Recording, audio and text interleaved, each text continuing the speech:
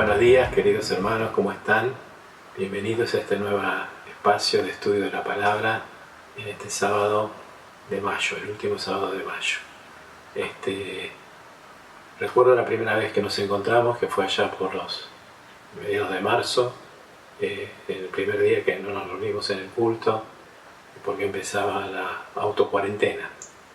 Yo recuerdo que hablamos del desierto, de lo que significaba el desierto en el cual estábamos entrando, según mi sensación, un espacio de reflexión, de mirada interior y de búsqueda del Señor que nos desafiaba a todos a poder encontrar un camino personal para cada uno. Han pasado 2 meses y no sabemos cuánto más va a pasar. Es un desierto un poco prolongado, pero bueno, esperemos que no sea tan largo como los de los israelitas cuando cruzaron el Sinaí. Estamos un poco más cómodos, a pesar de que algunos están con problemas económicos, otros con problemas de salud, con problemas familiares o de estado de ánimo. Pensemos en este tiempo como un tiempo de recogimiento interior, sigamos pensándolo de esta manera. Bueno, vamos a ir al objeto del estudio de la palabra de hoy, que corresponde al Evangelio de Marcos, el capítulo 4, que se refiere a la enseñanza de las parábolas, en este caso la parábola del sembrador, una de las más significativas, digamos, del Evangelio, que nos expresa parte de esa verdad divina que Jesús quiere comunicar a su gente. ¿Qué es una parábola? La parábola es un método didáctico de comunicar una verdad en términos que la escucha la pueda entender. Lo que nos toca hoy es continuar con el estudio de la parábola del sembrador, en el capítulo 4 del Evangelio de Marcos, una parábola que ya fue empezada en su desarrollo la semana pasada y que hoy nos toca dar la explicación que Jesús le brinda a los suyos, la interpretación de la parábola. Las parábolas eran muy comunes en aquel tiempo para transmitir verdades como ocultas o difíciles de entender si no es a través de un ejemplo que es un como si. Esto es como si fuera aquello, es parecido a esto, no es exactamente así, pero Jesús trata de expresar lo que significa el reino de Dios a la gente que lo va a escuchar y lo va a seguir. Gente de un pueblo remoto, de una provincia remota del Imperio Romano, allí es donde Dios se hace presente, entre gente sin demasiada importancia para la sociedad de ese momento, pero que es importante para Dios, que a través de ellos nos llegan estos testimonios a nosotros hoy. Siempre me ha gustado el conocimiento científico como una manera de encontrarme con lo asombroso. A veces se descubre a Dios en la naturaleza y vamos descubriendo cada vez más cosas que nos siguen asombrando. Hay una realidad que es material, que es del universo, que es asombrosa aún para nosotros, que la vamos descubriendo ahora en este momento de la historia. Hay una pintura que ustedes van a estar viendo en este momento, que fue pintada por un astrónomo francés en el siglo XIX, que se puso el nombre de Cimarión, y refleja estas dos realidades, digamos, ¿no? De la realidad cotidiana que ustedes pueden ver, donde está el hombre viendo su campo, su casa, sus animales, y por otra parte como una rajadura en la representación de la realidad, donde él se asoma a otro mundo, a otro universo que es mucho más diferente a lo que él está acostumbrado a ver. Esta semana aparecieron noticias relacionadas con la posibilidad de que exista un universo paralelo, que vaya el tiempo para atrás, según la NASA. No sé muy bien cómo es eso, pero sin duda causa asombro. Y si causa asombro la creación, ¿cuánto asombro nos causa Dios? ¿Cuán grande es Dios para estar por encima de aquellas cosas que nos asombra ver de lo que se creó, de lo que Él creó? Entonces es como para pensar en no tener un Dios chiquito a la medida de nuestros pensamientos, sino pensar en ese Dios tan grande que no puede ser contenido por los cielos y todavía lo que nos falta conocer. Hay muchos ejemplos que les podría traer, pero no nos vamos a ir mucho, nos vamos a ir un poco de la parábola. Lo que le quería transmitir es que las cosas no son a veces como parecen, son más grandes, son más intensas, son más profundas y entendemos solo un poco. Seamos humildes y seamos abiertos a las distintas maneras que el Señor tiene de hablarnos. Dice esto la palabra de Dios, que cuando Jesús se quedó solo con los 12 y con los que estaban alrededor, le hicieron preguntas. Y Él les contesta: a ustedes les ha sido revelado el secreto del reino de Dios, pero a los de afuera no. Les llega por medio de parábolas, para que por mucho que vean no perciban, por mucho que oigan no entiendan, no sea cosa que se conviertan y sean perdonados. Tras cartón les dice esto: ¿no entienden esta parábola? ¿Cómo van a entender las demás? Es decir, si no entienden lo simple, que es esto, que es bastante sencillo de entender, no es una cosa muy sobrenatural ni muy compleja. Si no pueden entender esto, ¿cómo van a entender lo otro? Por eso les hablaba antes del tema de la magnitud de Dios. Y estas afirmaciones, que parecen decir de que no importa, que no se van a convertir, no van a escuchar ni van a oír, aunque escuchen, causan un poco de sorpresa, pensando que Dios es un Dios inclusivo, que busca llegar a todos. Y a mí me hace pensar en esto de que a veces hay situaciones entre nosotros, en el plano de la política, de la religión, de las opiniones personales, del fútbol, donde por más de que a una persona le hagan ver la absoluta verdad, no la puede ver, no la puede escuchar, no la puede aceptar. Por más de que se aparezca el mismo Dios delante, no lo pueden reconocer. Me parece que se está refiriendo a eso en este momento, esta palabra de Marcos. Y después empieza a hablar del suelo. En realidad, empieza a hablar del sembrador que siembra generosamente.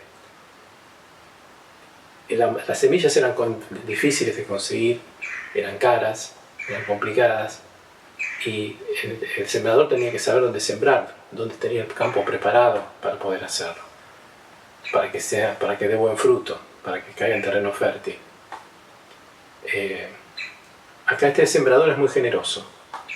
Parece que se desprende de la semilla en distintos lugares que son difíciles de que progrese. Entonces vamos a ver los terrenos. Desde ya lo que podemos decir es que debemos ser generosos, no debemos tener prejuicios.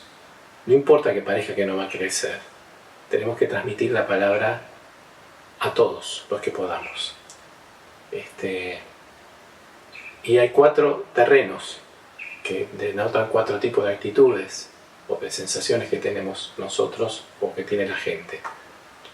Los que están en el camino, en un camino pedregoso, caminado, muy recorrido, ahí no va a crecer y vienen los pájaros, acá vienen palomas, uno tira, ahí en la Plaza de Mayo tira la gente un poquito de migas, vienen las viejitas, tiran las migas, aparecen 250 millones de palomas, bueno, es que se comen todo lo que hay. Acá pasaría para algo parecido. Y Jesús dice que esos son las personas que escuchan la palabra de Dios con simpatía, todos la reciben, pero se pierden entre sus pensamientos, se la comen los pájaros que tienen en la cabeza, la figura de Satanás, no dejando que germine esa palabra. Después están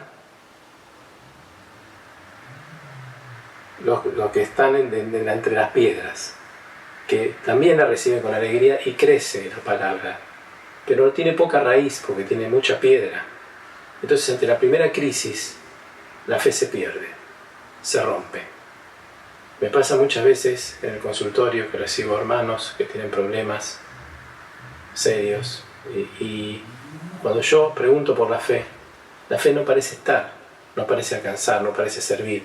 Es más, a veces hay una profunda desilusión porque hay una expectativa de un Dios que nos va a salvar de todo, o que va a ser como un padre que nos va a rescatar de todos los riesgos que podamos correr, y cuando algo sale mal, se rompe la fe.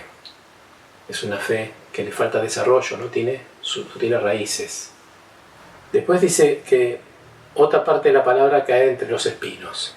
Los espinos son una planta que permite el desarrollo, el crecimiento de la palabra de Dios, pero la ahogan y no permiten su desarrollo y finalmente la secan. Y Jesús hace alusión a a nuestras preocupaciones, a nuestras ambiciones, a aquello que nos saca el foco de donde Él quiere ponernos. Son preocupaciones legítimas. Puede ser lo que nos pasa hoy, que no sabemos qué va a pasar con la economía, qué va a pasar con nuestra salud, qué va a pasar con la salud de los que queremos. Estamos preocupados, estamos angustiados, estamos ansiosos. Y nos perdemos de vista que Él está detrás de todo esto, cuidándonos. A veces no nos cuida como nosotros pensamos que debemos ser cuidados. Pasan cosas diferentes, pero no quiere decir que no nos esté cuidando. Después están esas heridas del alma que nos impiden a veces conectarnos con la palabra del Señor. Esos dolores del corazón. Las espinas también son lastimaduras, son angustias que han quedado del pasado y que ahogan la palabra que quiere crecer. No pueden salir de ese esquema del dolor o del no perdón de aquello que lastimó el alma. Después están también las ambiciones. Las ambiciones, los malos deseos, que a veces son deseos buenos desequilibrados, o sea que ocupan más espacio en nuestra vida del que deberían y nos quitan lugar para poder ser de bendición para otros. Dios soñó un camino para vos y para mí. Tenemos que descubrirlo y cuando estamos pensando en otra cosa, nos perdemos y nos extraviamos. Y después está el terreno fértil, que multiplica la producción, la multiplica mucho. La pregunta es, son 2 o 3 o 4, pero primero que hay que sembrar en todos lados, todos los terrenos, aún los que nos parezcan que no va a crecer, porque Dios puede hacer lo que quiera y hacer crecer cosas que no pensamos que van a crecer y a veces no crecen otras que pensamos que van a crecer. En segundo lugar, ¿qué suelo somos? Mirarnos nosotros, ¿dónde estamos parados? Somos esos que tienen una fe corta, chiquita, que se rompe, o aquellos que tienen demasiadas actividades en su vida y no tienen tiempo para pensar en el Señor, o aquellos que están atribulados por las penurias económicas, o de salud, o de dónde quieren llegar en la vida. ¿Dónde estamos? Esto es para nosotros también. Y finalmente, el terreno fértil. Comparándolo con esta pandemia que nos asola, aparecen individuos que se llaman supercontagiadores, que contagian a muchos.